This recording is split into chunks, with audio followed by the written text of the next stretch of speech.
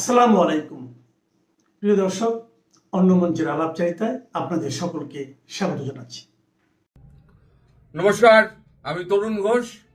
অনেকেই আমাকে প্রশ্ন করছেন যে দাদা, আপনি তো নিজেই বলেছেন, ইউনূস বলেছে আমরা নির্বাচনী ট্রেনে উঠে পড়েছি, এখন আর কোনো সংযোজন বিয়োজনের কোনো সুযোগ নাই। আপনি নিজে মুখেই বলেছেন। আবার আপনিই বলছেন শেখ হাসিনা উনি ফিরবেন, উনি একদম ভারতীয় সুরক্ষায় ফিরবেন। এটা কিরকম দ্বিমত হয়ে যাচ্ছে না, কন্ট্রাডিক্ট করছে দুটোকে। ঠিক, যদি আপনাদের এটা মনে প্রশ্ন জাগে, তাহলে সেই প্রশ্ন সঠিক উত্তর দেওয়ার দায়িত্বও আমার। আমি যখন ভিডিও করেছি, এখন যে ভিডিও আমি করি পুরো দায়িত্ব নিয়ে করি, পরে প্রমাণ হয় যে আমার ভিডিও সত্যি না মিথ্যে। এবার আমি আপনাদের কতগুলো ফ্যাক্টস অ্যান্ড ফিগার্স আমি গতকাল থেকে আজকে অবধি যা যা হয়েছে আমি জানাই, তাহলে আপনারা বুঝে যাবেন যে পিকচার আমি বাকি হ্যাঁ মেরে দোস্ত।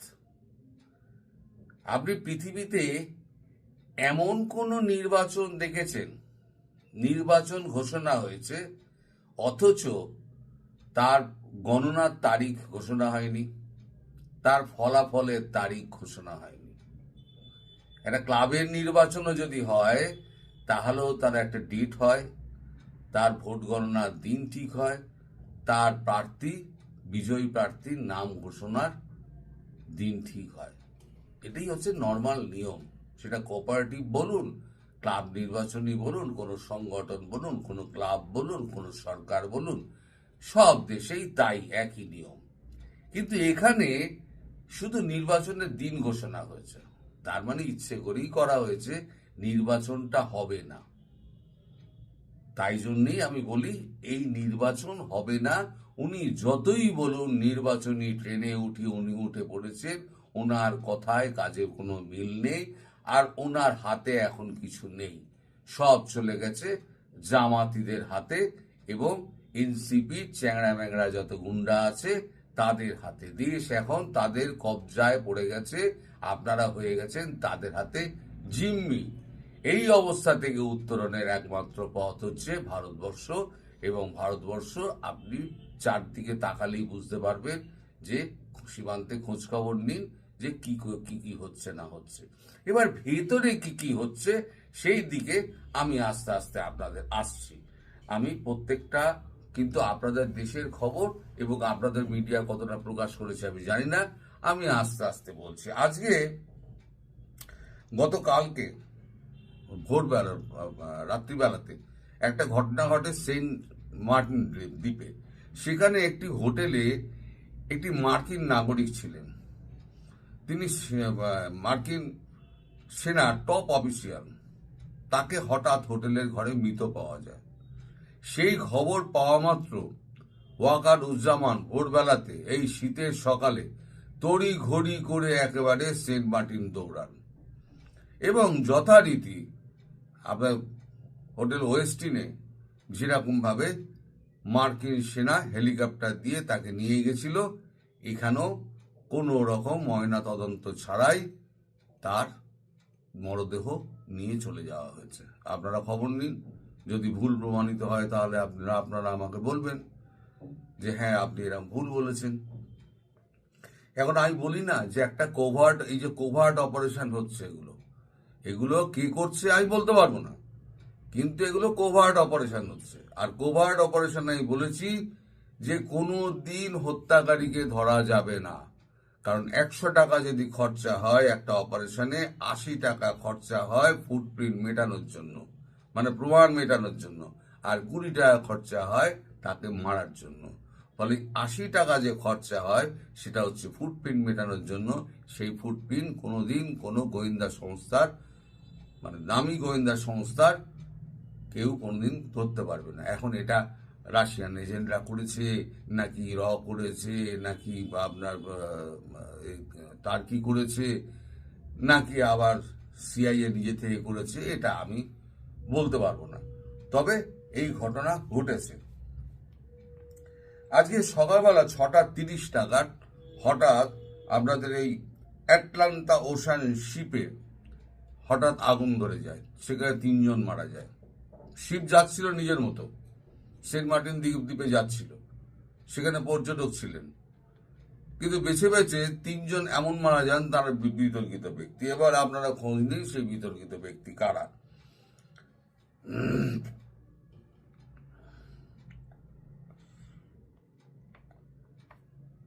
আজকে আপনার 1 মিনিট ওয়েট করবেন। গতকাল কয়েকদিন আগে আমাদের সার্জিও গোর, ভারত থেকে যিনি মার্কিন মেসেজটা পৌঁছে দিয়েছিলেন মোহাম্মদ ইউনূসের কাছে যে এই এই এই এই জিনিসগুলো করতে হবে, তার মধ্যে দুটো জিনিস ছিল, দুটো মানে দাবি ছিল মার্কিন যুক্তরাষ্ট্রের। এক হচ্ছে হাদির জানা যায় যে 2 জন বিতর্কিত ব্যক্তিকে দেখা গেছিল, একদম হচ্ছে জসিমউদ্দিন রহমানি আর এক হচ্ছে আতাউর রহমান বিক্রমপুরী। আতাউর রহমান বিক্রমপুরী তিনি অ্যারেস্ট হয়েছেন, সে খবর আপনারা সবাই জেনে গেছেন। কারণ আতাউর রহমান বিক্রমপুরী অ্যারেস্ট হওয়ার আগে তিনি একটা ভিডিও বার্তা একটা সোশ্যাল মিডিয়ায় ছেড়ে দেন, তার ভিডিওটাও আমার কাছে আছে।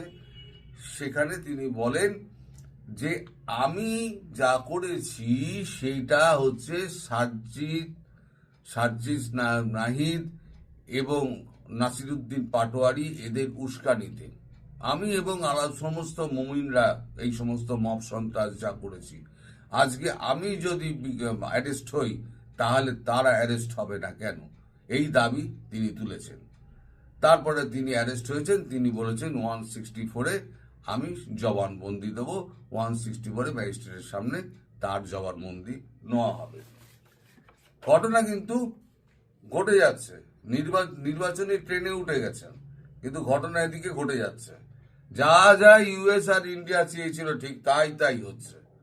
আচ্ছা, এইবার মানে আজকে আমাদের কালকে রাতে তো হয়েছেই, মানে এক দফা তো আমাদের বিদেশ মন্ত্রক থেকে আমাদের বলা হয়েছে আজকে সকালবেলা আবার রণধীর জয়সওয়াল আবার একটি বিশেষ বৈঠক ডাকেন, মানে সাংবাদিক বৈঠক ডাকেন। সেখানে তিনি আবার বলেন যে আরো একজন হিন্দু যুবক মারা গিয়েছেন, তার নাম হচ্ছে, এই ঘটনা ঘটেছে চাঁদপুরে গতকাল রাতে, তার নাম হচ্ছে অনিক দাস, বয়স হচ্ছে 28 বছর। ইনি মারা গিয়েছেন। ইনি মারা যাওয়ার পরে ভারতের কাছে খবর এসছে, ভারত তৎক্ষণাৎ একেবারে একটা বিবৃতি দিয়ে দিয়েছে যে অনেক হয়েছে, আর কিন্তু সহ্য করা হবে না। গতকালকে বিবৃতিটাও আপনারা যদি চান আমি আপনাদের ছোট করে একটা লাগিয়ে দিতে পারি, আলাদা করে আপনারা দেখে নিতে পারেন। সেখানে কি কড়া বিবৃতি জারি করা হয়েছে, you must have to pay, মানে আপনাদের মূল্য চোকাতে হবে।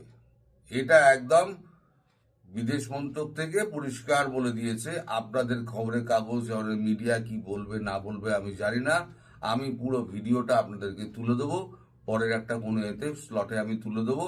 পুরো ভিডিওটা ইংরেজি হিন্দিতে আছে, আপনারা দেখে আপনারা শুনে নেবেন নিজে পেতে, যে জাস্টিস হবে, ভারত জাস্টিস করবে। তার মানে ভারত যেটা করবে সেটা জেনে বুঝেই করবে। এদিকে আপনাদের কিরানীগঞ্জে এখন তো সব পাকিস্তানি আইএসআই যা যা করছে, পাকিস্তানি আইএসআই করছে। আপনাদের মাদ্রাসাগুলো বলেন শিক্ষা টিক্ষা সমস্ত কিছু হয়, ওখানে শিক্ষিত ছাত্র তৈরি হয়, তা মাদ্রাসায় কি হচ্ছে, বোমা বানানো হচ্ছে। এই কিরানীগঞ্জে গতকাল বোমা বানাতে গিয়ে একদম 5 জন মারা গেছে, আহত হচ্ছে, মানে জোনা 10-12 বোধহয় আহত হয়েছে। একসঙ্গে বেশ কয়েকটা বোমা অসতর্কবশত ফেটে যায়, ফেটে গিয়ে এই কাণ্ডটি ঘটে। এখন এই জিনিসগুলো কিন্তু বাংলাদেশের বুকে হয়ে চলেছে। তারপরে ধরুন ময়মনসিংহের আপনার 300 বছরের পুরনো একটা মাজার ছিল, সেই মাজারটা ভেঙে ভাঙচুর করা হয়েছে।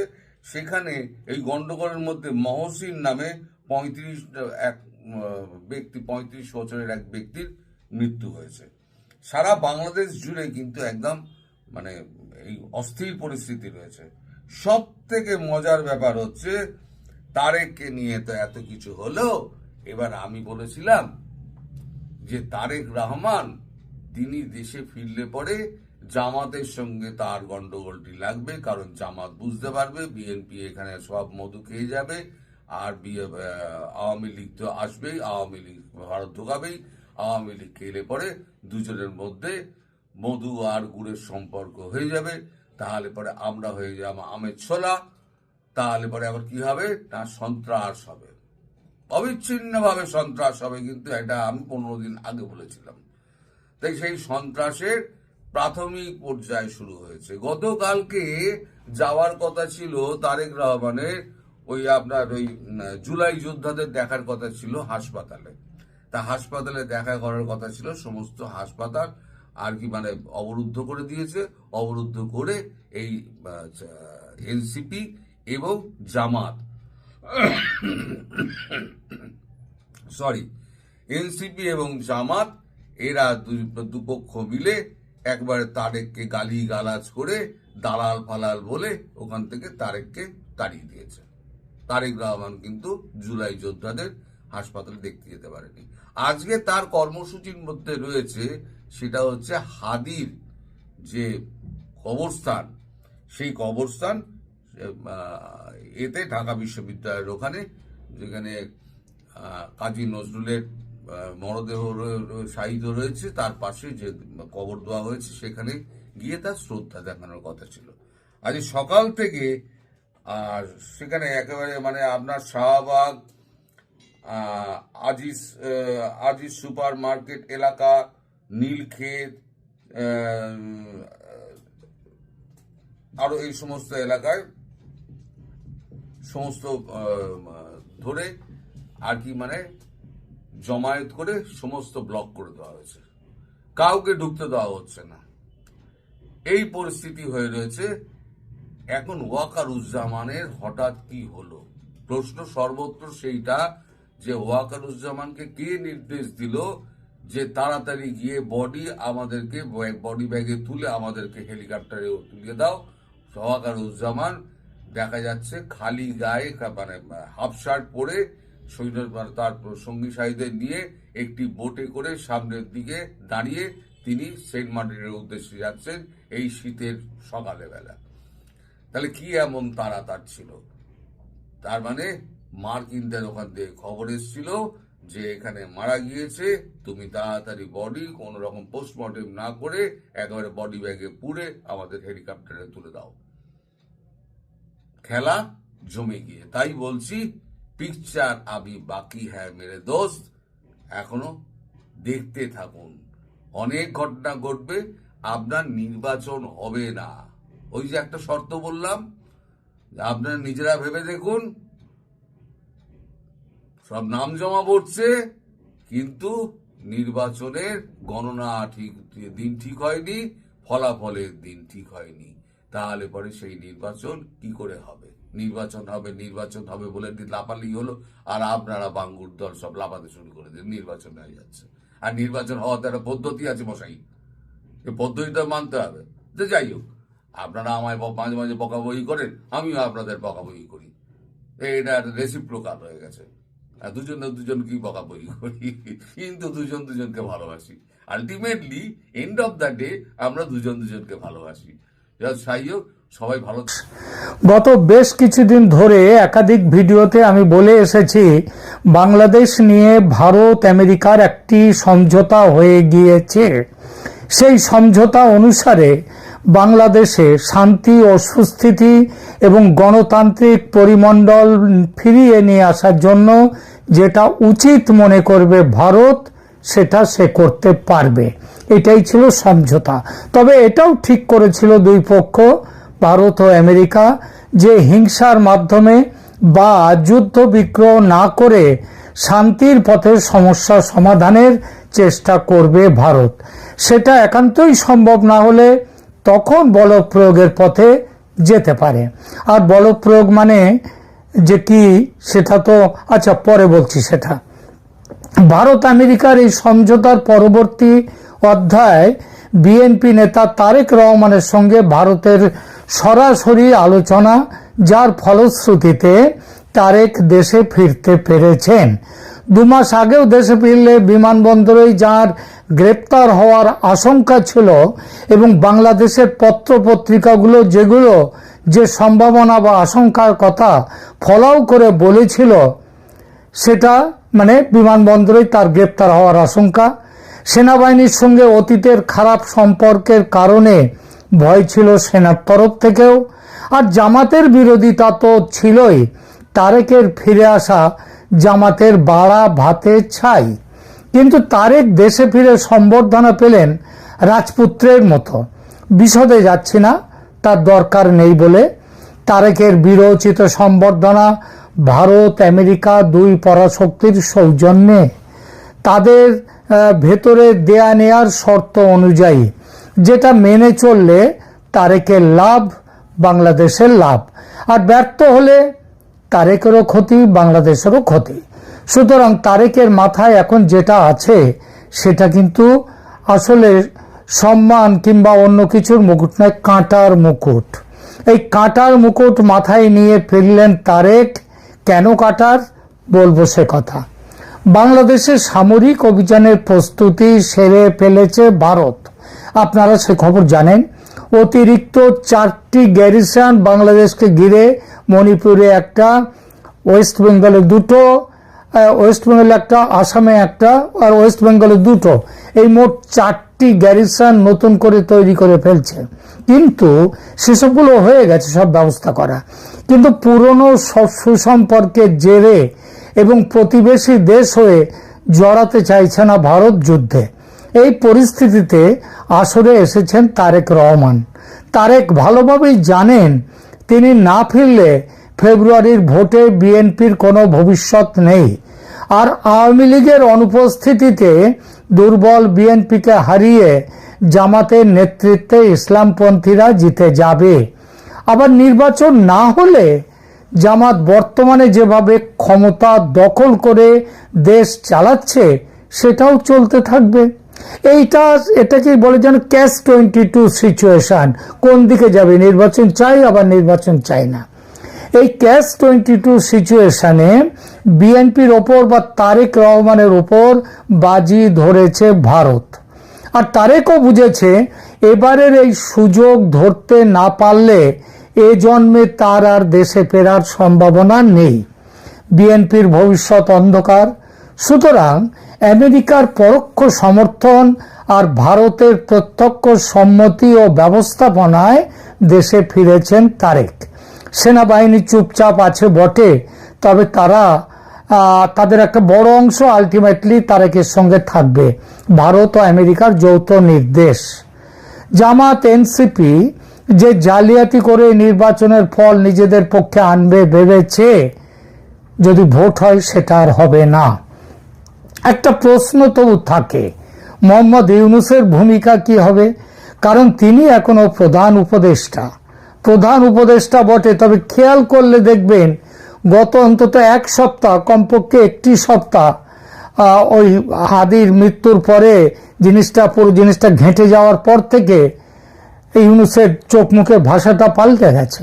এটা একটু খেয়াল করলে দেখবেন এখন যেন তিনি 20 দাঁত ভেঙে দেয়া কেউটে সাপ।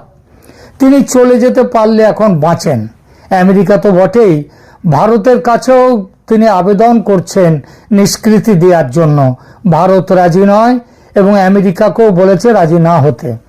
এতদিন যেসব ছবল দিয়েছেন ইউনূস ভারতকে, যেভাবে মেরেছেন তার নিজের দেশের মানুষকে, মানে যেভাবে দেশটাকে একেবারে ধ্বংসের পথে নিয়ে গেছেন, তার হিসেব না মিটিয়ে ছাড়া যায় তাকে? এটা মোটামুটি স্পষ্ট এখন যে ভারতের সঙ্গে সমঝোতা করে দেশে ফিরেছেন তারেক। কোথাও কোনো গোলমাল হয়নি বটে, তবে সেটা এখনো পর্যন্ত হয়নি। যে কোনো মুহূর্তে তার প্রাণনাশের চেষ্টা হতেই পারে। বেনজির ভুট্টোকে কিভাবে মারা হয়েছিল মনে আছে তো নির্বাচনী মিটিংয়ে, সেখানে তারেককেও যে মারা হবে না, অন্তত একেবারে নির্বাচনের দিন শেষ দিন পর্যন্ত কিন্তু এটার সম্ভাবনা আছে। এই চেষ্টায় সেনাবাহিনীর একটা অংশ আছে, তার প্রাণ ন্যাসের চেষ্টা করতেই পারে। যারা তীব্র জামাত অনুরাগী তারা, ভারত ঝুঁকি নিতে চায়নি। তাই একটা সূত্র খবর দিচ্ছে, সত্যি কিনা জানি না, তবে সে তো একেবারে খুব স্পষ্ট করে খবরটা দিচ্ছে যে তারেকের ঢাকায় আসার এক সপ্তাহ আগেই দিল্লি থেকে একদল গোয়েন্দা ঢাকায় এসেছেন। তারা ডিজিএফআই এর সঙ্গে বসে তারেকের জন্য একটা নিরাপত্তা বেষ্টনী তৈরির কাজ চূড়ান্ত করেছে। এরা ছাড়াও ভারতের সর্বোচ্চ পর্যায়ের নেতা মন্ত্রীদের নিরাপত্তার দায়িত্বে থাকে যে এসপিজি বা স্পেশাল প্রোটেকশন গ্রুপ, তাদেরও 4 সদস্যের একটা টিম রয়েছে তারেক রহমানকে ঘিরে। এই 4 জনের 2 জন পশ্চিমবঙ্গের বাঙালি যুবক, একজন পাঞ্জাবের, আর একজন নাকি দক্ষিণ ভারতের মুসলিম যুবক। এরা সবাই বাংলায় কথাবার্তা সব খুব ভালো বলতে পারেন। ভারত জানে গুপ্ত ঘাতক যে কোনো মুহূর্তে তারেকের প্রাণনাশের চেষ্টা করবে, তাই কোনো ঝুঁকি নিতে চায়নি। ঝুঁকিটা ভারত নিতে চায়নি, কারণ তারেকের বেঁচে থাকার উপর নির্ভর করছে আগামীর বাংলাদেশ কিভাবে যাবে। তাকে যে নিয়ে সাফল্যের একটা চেষ্টা করা হচ্ছে, সেটার দিকে যাবে, সেটা যাবে নাকি সেটা হেরে যাবে, সেই চেষ্টা সেটা নির্ভর করছে এই মুহূর্তে অন্তত তারেকের বেঁচে থাকার উপর। তো যেভাবে বাংলাদেশকে বাঁচানোর যে প্ল্যানের মধ্যে নিয়ে আসা হয়েছে, তারেককে নিয়ে এসছে ভারত আমেরিকা যৌথভাবে, তবে প্রত্যক্ষত এবং মূলত ভারত সেইটা কথাবার্তা চালিয়েছে। সেখান থেকে বাংলাদেশ থেকে তাদের সেই এগুলো হলো 1 নম্বর, বাংলাদেশ থেকে বর্তমানের পরোক্ষ যে জামাতি শাসন চলছে ইউনূসের মাধ্যমে, সেই শাসনের অবসান ঘটানো, ভবিষ্যতে যাতে জামাতি শাসন না হতে পারে সেটা দেখা, এরপর দেশে গণতন্ত্র ফিরিয়ে আনা, যার অর্থ যত দ্রুত সম্ভব আওয়ামী লীগের ওপর থেকে নিষেধাজ্ঞা প্রত্যাহার করা, শেখ হাসিনার দেশে ফেরা নিশ্চিত করা, আদালতের দেয়া দীর্ঘমেয়াদের কারাবাসের আদেশ প্রত্যাহার করে তারেক রহমানকে যদি দেশে ফিরিয়ে নেওয়া যায়, এমনকি মৃত্যুদণ্ড পাওয়া সন্ত্রাসবাদীদেরও যদি মুক্তি দেওয়া যায়, তাহলে শেখ হাসিনাকেও মুক্তি দেওয়া যাবে। ধর্মীয় সংখ্যালঘুদের জীবন, সম্পত্তি ও সম্মান সুনিশ্চিত করবে, সেটাও একটা এই প্ল্যানের অংশ। আরও আছে পাকিস্তানপন্থীরা যাতে প্রশাসনকে দখল না করতে পারে সেটা নিশ্চিত করা। এক কথায় বাংলাদেশকে নিজের সত্যিকারের প্রতিবেশী হিসেবে পেতে চায় ভারত। এটা কোনো প্রভুত্ববাদী নয়, কিংবা একজন প্রভু আর একজন চাকর তা নয়। এটা হচ্ছে সব প্রতিবেশী হিসেবে সুখে দুঃখে একসাথে ভালোভাবে বেঁচে থাকা, যেটা ছিল শেখ হাসিনার আমলে। এই দায়িত্ব নিয়ে ফিরেছেন তারেক রহমান। তিনি সফল হলে লাভ শুধু তার নিজের নয়, বাংলাদেশের। সফল হলে তারেক শুধু রাজনৈতিক নেতা বা পলিটিশিয়ান হিসেবে পরিচিত হবেন না, তিনি পরিচিত হবেন, ইতিহাস তাকে মনে রাখবে একজন রাষ্ট্রনায়ক বা স্টেটসম্যান হিসেবে। ইউনূসের অন্ধকার শাসন থেকে দেশকে আলোয় ফিরিয়ে আনার নায়ক হিসেবে। কারণ 54 বছরের ইতিহাসে বাংলাদেশে কেয়ারটেকার সরকার এসছে, নানা রকম সরকার এসছে, কিন্তু আজকের দিনে ইউনূসের আমলে যেভাবে অন্ধকারে নিয়ে যাওয়া হয়েছে বাংলাদেশকে, সেটা আগে হয়নি কোনোদিন। বয়স মানুষকে প্রাজ্ঞ হতে শেখায়। আজকের তারেক রহমান, তার যে অতীত, সেই অতীত অবশ্যই খুব সুখকর কিংবা সুন্দর নয়, কিন্তু যদি অতীতের ছবি থেকে নিজেকে মুক্ত করতে পারেন, ওই বয়সের কারণে যার জন্য তিনি কিছুটা প্রাজ্ঞ হয়েছেন বলে মনে করা হচ্ছে, যদি তিনি নিজেকে মুক্ত করতে পারেন অতীতের ছবি থেকে, তাহলে বাংলাদেশ সত্যিকার অর্থেই শেখ হাসিনার আওয়ামী লীগের একজন যথার্থ প্রতিদ্বন্দ্বীকে পাবে। গণতন্ত্রের বিকাশের দৃষ্টিতে এই উত্তরণ, সেটা একটা দেশের পক্ষে কিন্তু বড় পাওয়া। আর তারেক যদি ব্যর্থ হন তাহলে স্পষ্ট করে বলি, ভারত স্পষ্ট সিদ্ধান্ত নিয়েছে এমন কিছু করার যাতে ভবিষ্যতের কোনো বাংলাদেশি শাসক শিলিগুড়ি করিডোর নিয়ে ভারতকে ব্ল্যাকমেল না করতে পারে, সমুদ্রপথ দিয়ে পাকিস্তানকে নিমন্ত্রণ করে নিয়ে এসে ভারতের শত্রুতা না করতে পারে, ধর্মীয় সংখ্যালঘুদের অত্যাচার করে দেশ ছাড়া না করতে পারে, বাংলাদেশকে ভারত বিরোধী সন্ত্রাসীদের ঘাঁটি করে না তুলতে পারে। এই জন্যে ভারতের পরিকল্পনায় আছে যদি ব্যর্থ হয় এই তারেক রহমানকে দিয়ে এই যে প্ল্যান সেটা বাস্তবায়িত করার চেষ্টা যদি ব্যর্থ হয় তাহলে ভারতের পরিকল্পনায় আছে বাংলাদেশ থেকে দুটো টুকরো বের করে নেয়া, একটা রংপুর ডিভিশন, অন্যটা চট্টগ্রাম ডিভিশন। চট্টগ্রাম ডিভিশনের পাশ দিয়ে আবার কালাদান যে মাল্টিমোডাল ভারতের প্রজেক্ট, সেই প্রজেক্টটা তৈরি হয়ে গেছে, প্রায় তৈরি হয়ে গেছে, কেবল বাকি আছে একদম মিজোরামের কাছে সেইখানটার কিছু রাস্তা তৈরি, বাকিটা সম্পূর্ণ শেষ হয়ে গেছে এবং খুব সম্ভব 2026-এর মাঝামাঝির দিকে এটা শেষ হয়ে যাবে। তাহলে তো বুঝতে পারছেন, তার মানে ওই মায়ানমারও আর থাকলো না পাশে, 3 দিন 3.5 দিক থাকবে ভারত, এবং 3.5 দিক কেন, চট্টগ্রাম মানে 4টে দিক, পুরোটাই ভারত 4 দিকে থাকবে বাংলাদেশের। আর বাকিটা এই চট্টগ্রাম ডিভিশন এবং রংপুর ডিভিশন চলে যাওয়ার পরে যেটুকু অংশ বাকি থাকবে সেইটা নিয়ে থাকবে বাংলাদেশ, যার 3 দিক নয় 4 দিকে ভারতীয় ভূখণ্ড। সমুদ্রের অভিভাবক বা গার্ডিয়ান অব দ্য ওশেন তিনি আর সমুদ্রে যেতে পারবেন না। সেই দুঃস্বপ্নের দিনের কথা ভেবে শেখ হাসিনাও অত্যন্ত ভাবিত এবং ভারত সরকারের সঙ্গে কথা বলে শেখ হাসিনা কিন্তু তারেকের প্রত্যাবর্তনের ব্যবস্থায় সায় দিয়েছেন।